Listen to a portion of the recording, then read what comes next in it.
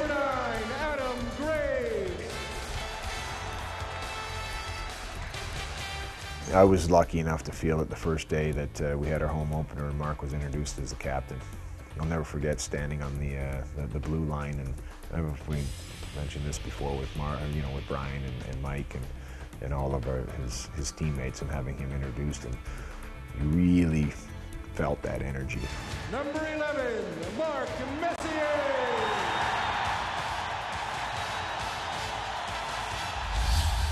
So this is a big night in the history of the New York Rangers. Mike Richter's already in, Adam Graves has been acquired, and now Mark Messier gets introduced to the Madison Square Garden crowd. This is a strange time in your career, I would imagine, but a very exciting time, too. What do you remember about this transition from Edmonton to New York? Sad but exciting, because I was leaving a franchise that I had come into the NHL with.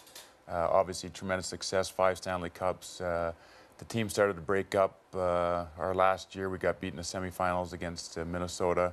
And I knew then it was time to move on, and obviously New York was my first choice. I asked Glenn that summer if he could arrange a possible trade to New York, and later that September, that dream came true, and I became a New York Ranger. So the Rangers play 1 game without Mark Messier. Unbelievably, Adam Graves wears number 11, and as that game is being played, do you think you're going to be a Ranger, or is it still a little bit up in the air? I'm at home in Hilton Head, coming off a Canada Cup that we played that summer.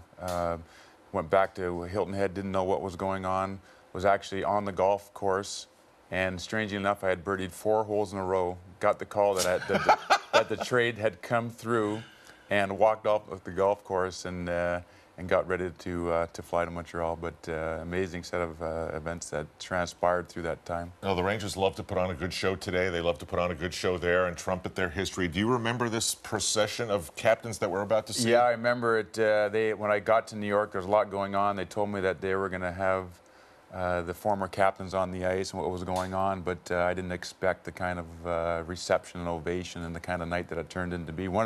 Actually, looking back at it now, was one of my fondest memories, and when I first came to New York, is that first game at Madison Square Garden. Well, Mark Messier may not have expected the captains. He certainly didn't expect who was at the end of the line. Here's what happened at Madison Square Garden that night. And now, the Rangers' newest captain, and the captain who will lead the Rangers into the 1991-92 season. He won the 1990 Hart Trophy as the NHL's MVP. A 5-time Stanley Cup champion. Wearing uniform number 11, Mark Messier.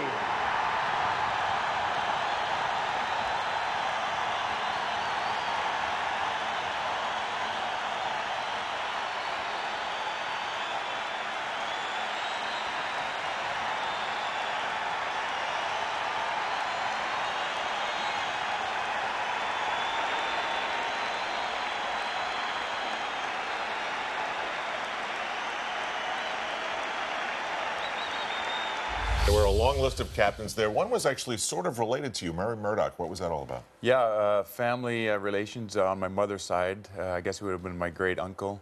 And coming to New York, that was very exciting for us all because of his history in New York. He had won a Stanley Cup in New York.